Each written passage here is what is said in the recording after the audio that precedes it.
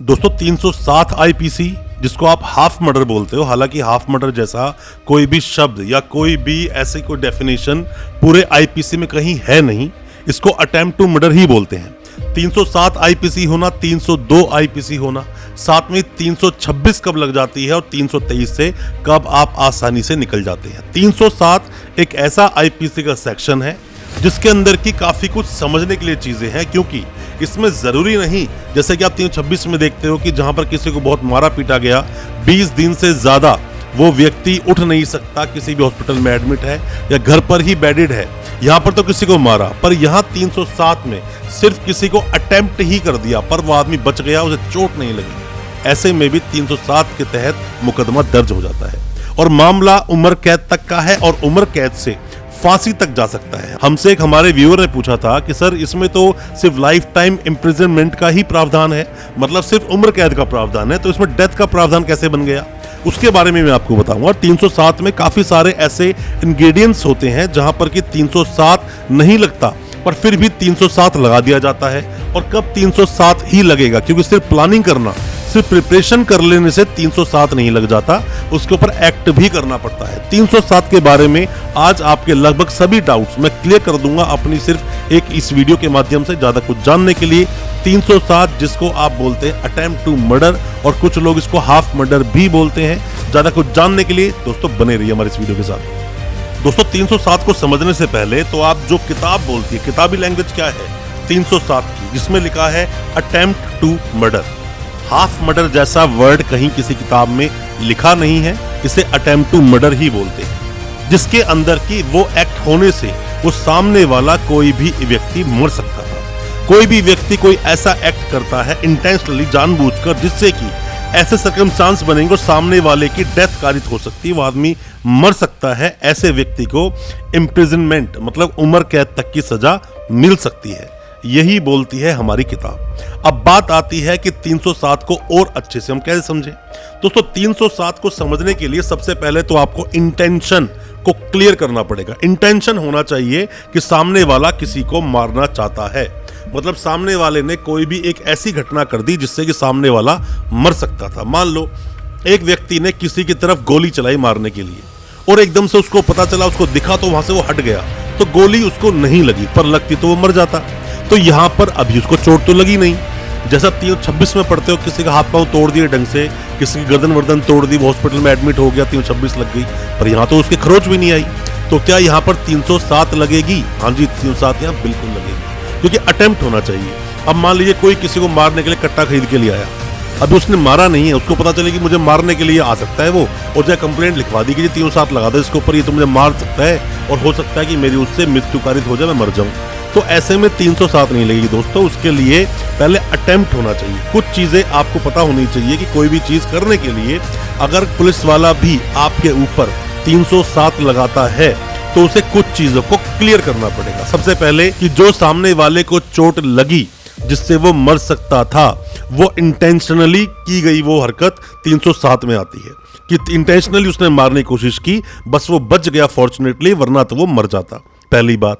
दूसरी बात ये कि पॉसिबिलिटीज काफी हाई थी कि वो मर सकता था या फिर उसको वो चोट लग सकती थी जो सामने वाले ने उसको मारने की कोशिश की। या फिर एक और बात होनी चाहिए कि बियॉन्ड ऑफ रीजनेबल डाउट, कि कोई डाउट ही नहीं है कि वो इंसान इसको मारने ही आया था, उसने मारने के लिए ही उसके ऊपर वार किया, तेज की मतलब फरसे से तेज की वार किया, और काटते हुए गर्दन थोड़ी सी कटी, थोड़ी सी और ग्रीवियस हट होती तो बंदी गर्दन ही कट जाती, वो मर जाता, ये भी आएगा। साथ में अटेम्प्ट होना चाहिए। ऐसा नहीं कि कोई अटेम्प्ट तो हुआ ही नहीं और उसके ऊपर 307 उठा के लगा दी जाए कि हाँ जी अटेम्प्ट टू मर्डर है।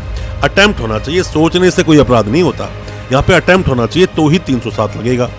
अब दोस्तों एक बात बहुत जरा सामने आती है, आप अगर कोई भी नए वकील साहब है, अभी लॉ स्टूडेंट है, या आपने केस को लड़ना अभी शुरू किया है, जैसे हम लोग जब केस लड़ते हैं तो 307 में बहुत ज्यादा एक अजीब तरह की चीजें हमारे सामने खड़ी होती हैं। जैसे कि 302 में क्या होता है कि सामने वाला व्यक्ति मर चुका है तो वो अपनी गवाही देने आएगा नहीं, पर 307 में वो व्यक्ति सामने ही खड़ा है, या तो वो बच गया, फॉर्चुनेटली अच्छी बात है वो बच गया, और या फिर वो मरते मरते, मतलब ये समझ लो कि अगर लगती वो चीज तो वो मर ही गया था।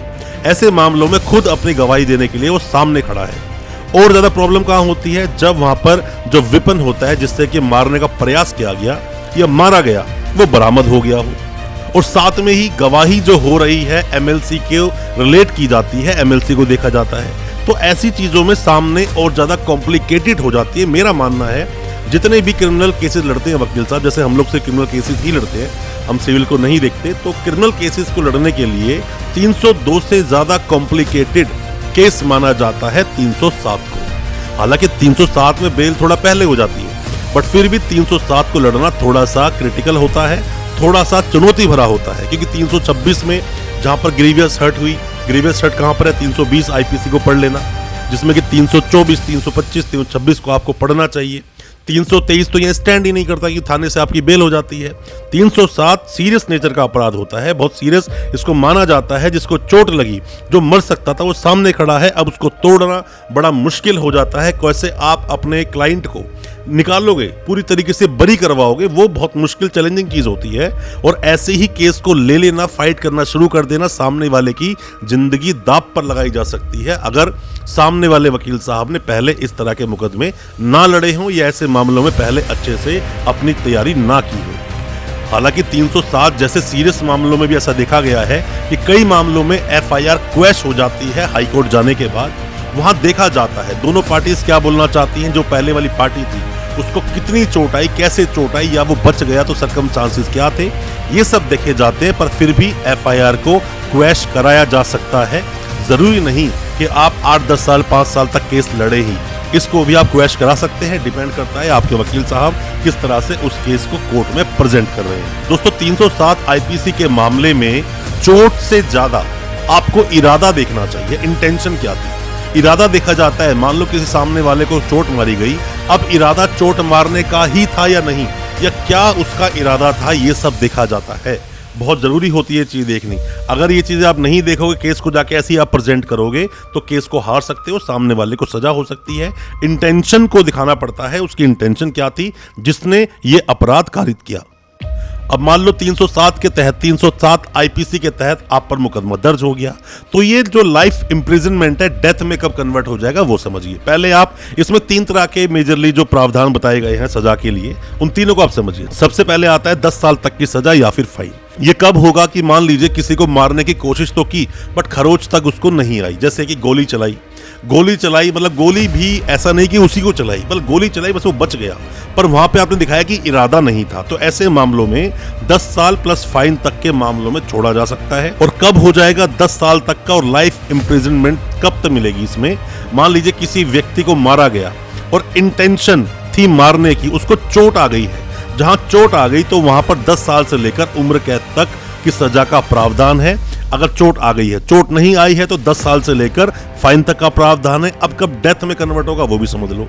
मान लीजिए कोई भी व्यक्ति, अभी कोई भी किसी को लाइफ इंप्रिजनमेंट मिली है, उम्र कैद मिली है, अब वो जेल में है, सजा काट रहा है, और अंदर ही उसने किसी पर ऐसा कोई अपराध किया कि इंसान बस मरते मरते बच गया, या फिर इतनी चोट मार दी कि वो बच ही गया, तो ऐसे मामले में उसको अब लाइफ इंप्रिजनमेंट ना देकर उसको डेथ सेंटेंस दी जाएगी, और ऐसे मामले अब उसको डेथ पनिशमेंट की सजा मिलेगी।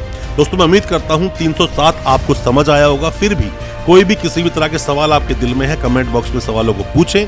क्या हमसे जानना चाहते हैं, अपने बातों को रखें। हो सकता है हमारे के सजेशन से आप अपने केस से बाहर निकल सकें। और कोई भी हमसे सलाह चाहते हैं तो आप हमें व्हाट्सएप भी कर सकते हैं, हम आपको उसके रिप्लाई जरूर करेंगे। और हमारी वीडियो आपको अच्छी लगी हो, ज्यादा से ज्यादा अपने दोस्तों, परिजन, परिवार में शेयर करें, ताकि वो भी अपने आप को कानूनी जानकार बना सके। और हमारे चैनल को अभी सब्सक्राइब करें, साथ में लगा बेल आइकन जरूर दबा दें, ताकि इसी तरह की लीगल अवेयरनेस की वीडियोस हम आपके लेकर आ सकें सबसे पहले। बहुत बहुत शुक्रिया, धन्यवाद हमारे इस वीडियो के साथ बने रहने के लिए।